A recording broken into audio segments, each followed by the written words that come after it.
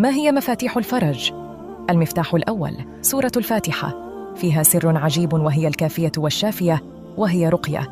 المفتاح الثاني قول الله الله ربي لا أشرك به شيئا.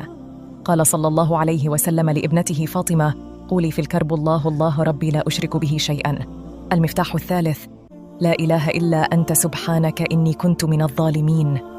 قال صلى الله عليه وسلم كلمة أخي ذي النون: لا إله إلا أنت سبحانك إني كنت من الظالمين، ما قالها مكروب إلا فرج الله عنه.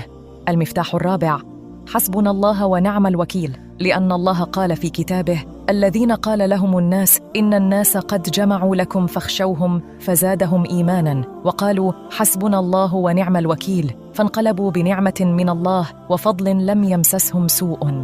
المفتاح الخامس لا حول ولا قوة إلا بالله العلي العظيم، فإنها كنز من كنوز الجنة كما في الصحيحين.